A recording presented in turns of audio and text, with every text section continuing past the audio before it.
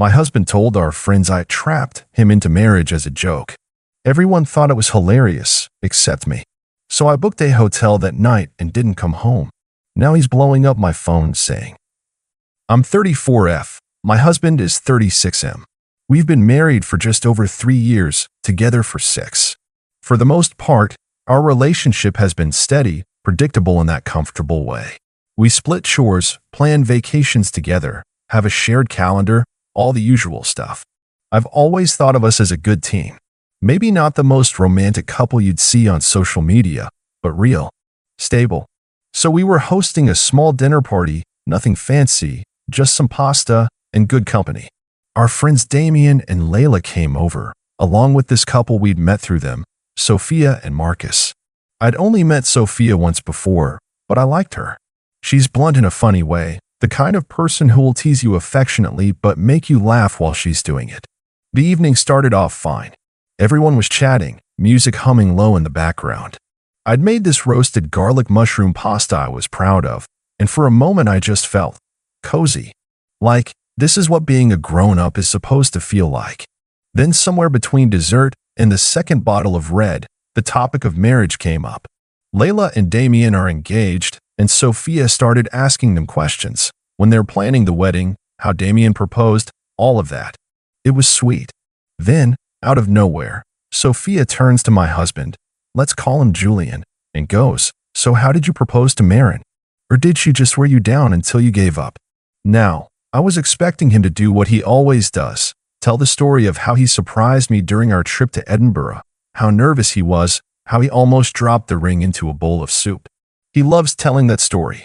But instead, Julian laughed and said, "Honestly, I think she trapped me.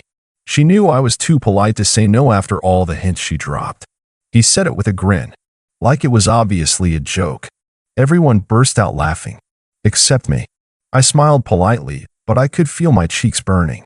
I made some awkward joke back, like, "Wow, guess the truth comes out now," and tried to laugh it off. But it sat weird in my chest. Because it wasn't just the comment, it was the way they all just went with it. Even Layla, who knows me well, didn't say anything. They just kept going, laughing about how women always have a plan, and guys never stand a chance.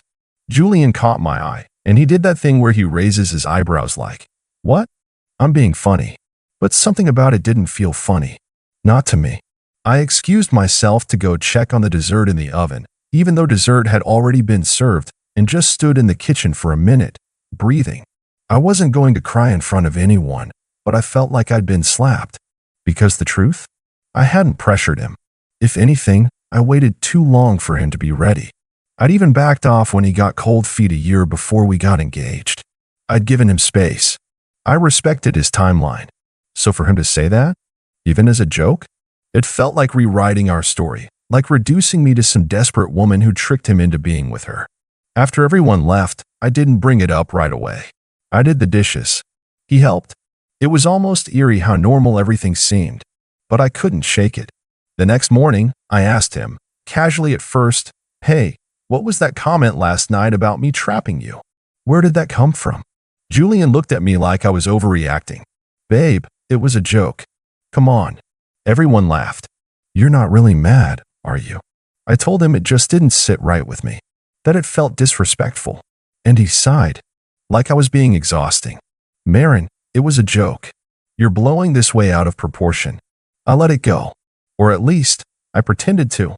But over the next couple of days, it kept nagging at me. That one joke wouldn't have been so bad. But then he brought it up again when he was on the phone with his brother. I overheard him say, "Yeah, I think Maren basically wore me down until I gave in. She's persistent, I'll give her that." He laughed. And I don't know. I felt something snap a little. That night, while he was in the shower, I quietly packed an overnight bag. I booked a hotel room downtown, told him I needed some space to clear my head, and left him a note saying I didn't appreciate the way he'd been joking about our marriage, that I needed him to think about why it bothered me so much. After I left that night, Julian did what I expected at first. He blew up my phone with texts and calls, starting with confusion and quickly moving into irritation.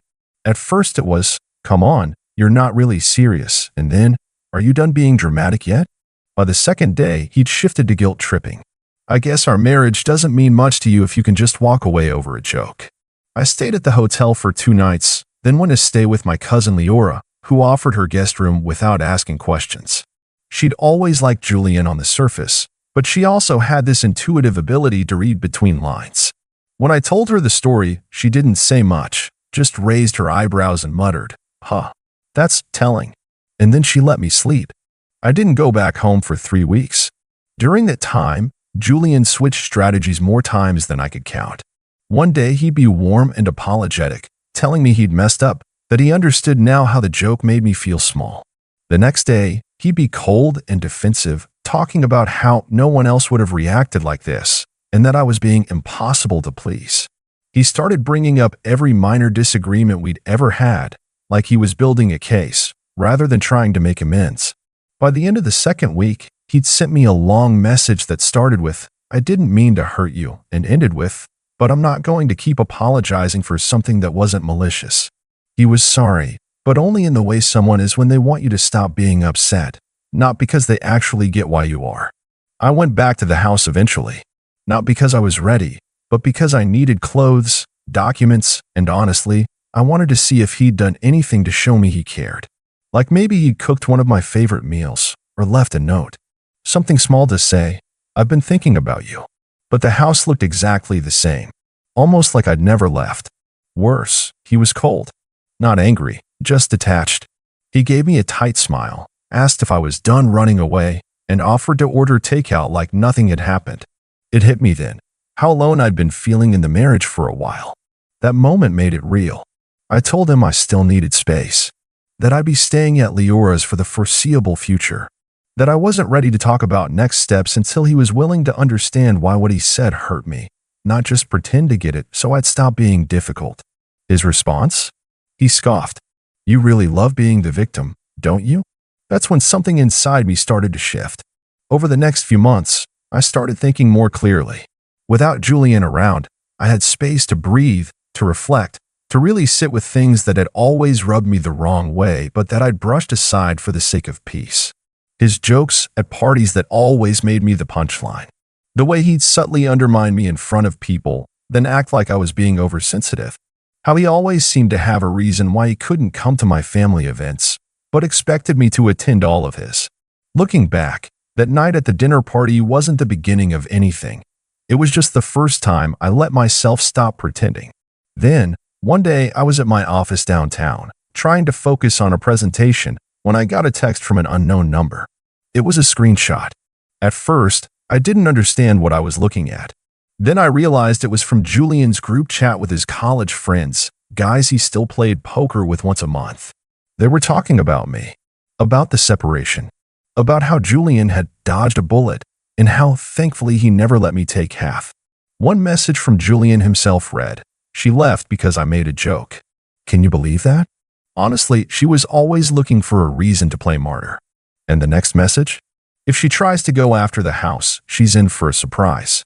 I just sat there, staring at my phone.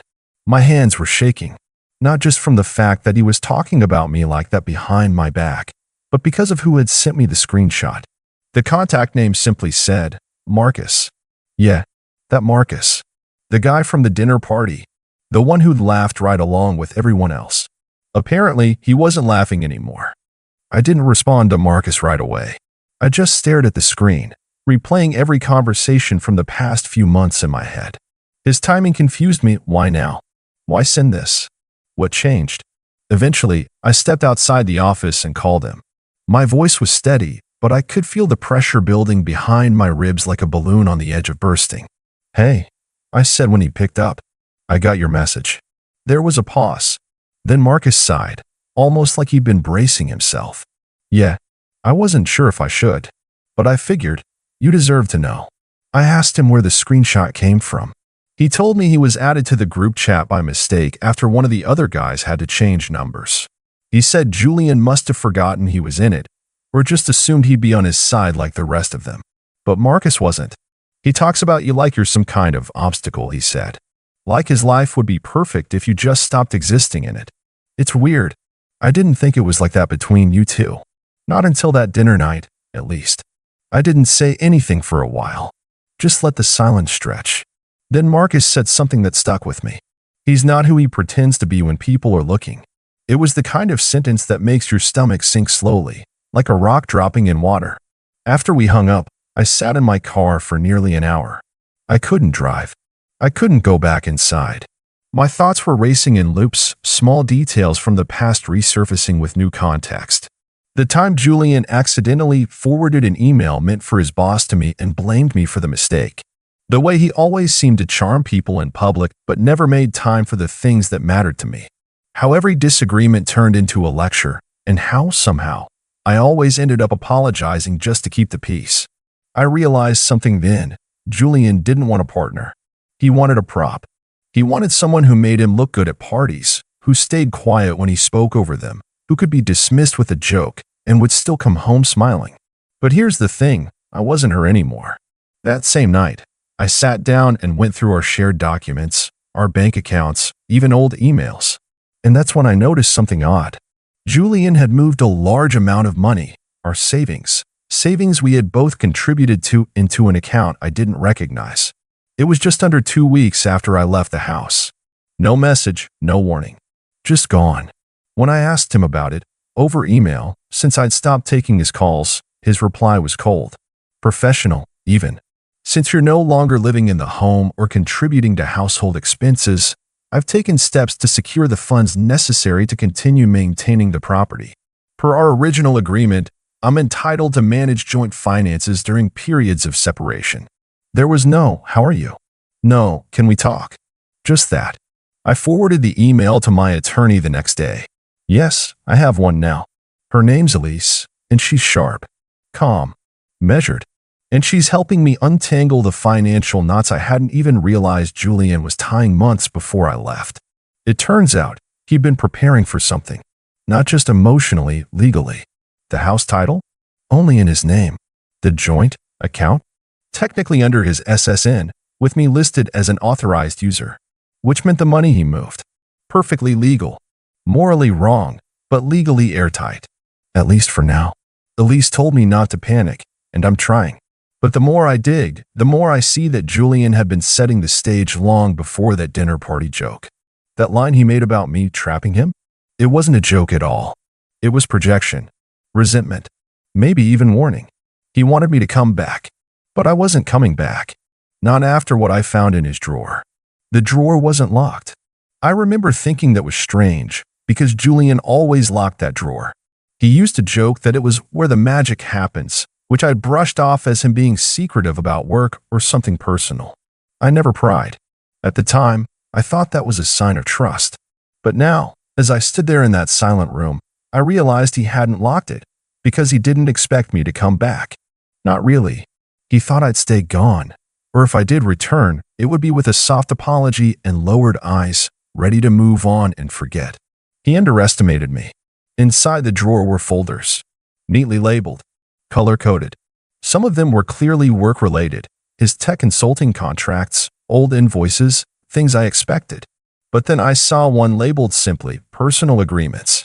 Something about that label made my skin prickle. Inside were printed emails, highlighted messages, even notes written in his handwriting. But one page stood out. It was a printed screenshot of a message thread between Julian and someone named Becca S. I hadn't heard that name in years. Becca was someone Julian had briefly dated in college.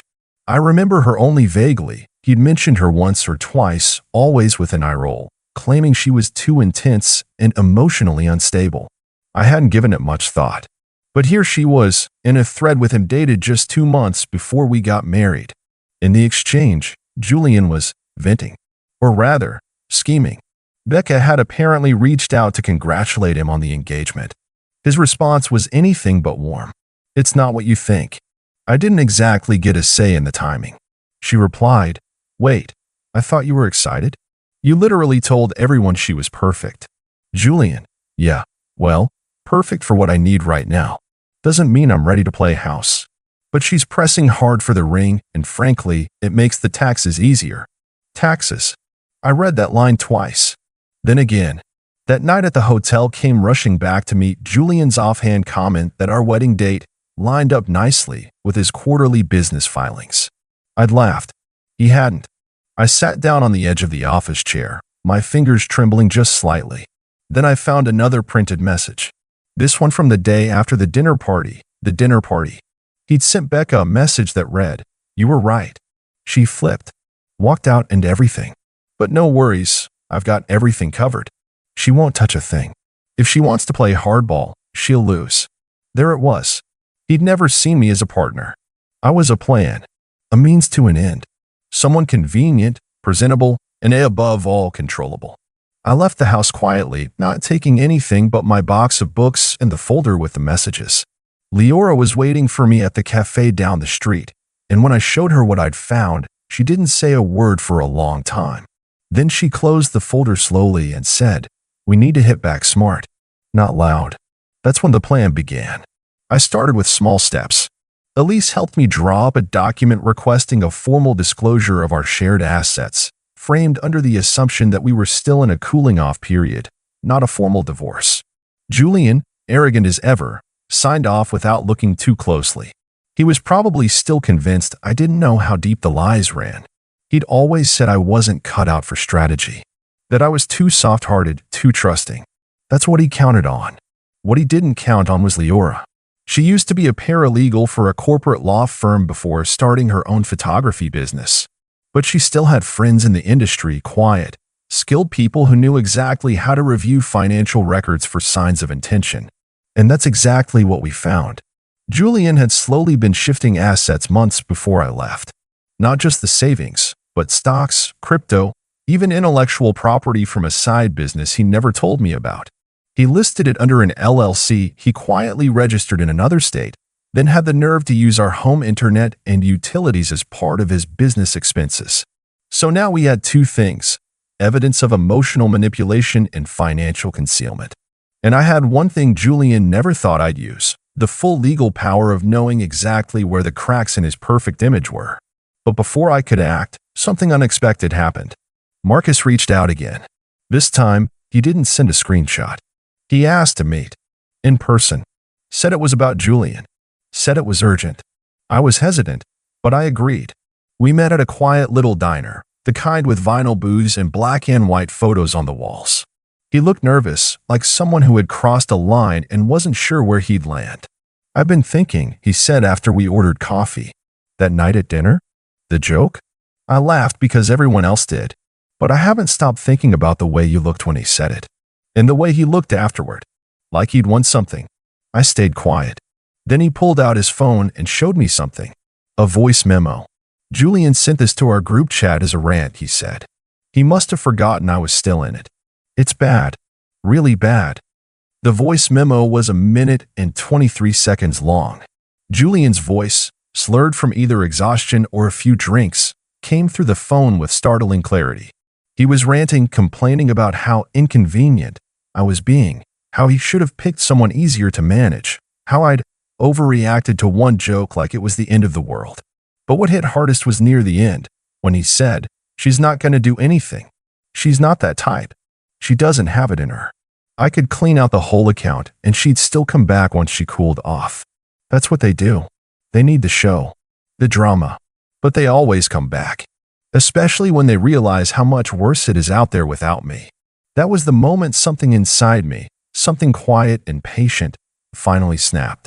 He didn't just underestimate me. He belittled me. Privately, publicly, financially, emotionally. He wanted me invisible, manageable, malleable. But he forgot who I used to be before I gave so much of myself to fit into his life. And he definitely forgot who I had become after I left it. With Elise and Leora's help, I moved fast. Faster than he ever expected. Here's what we did.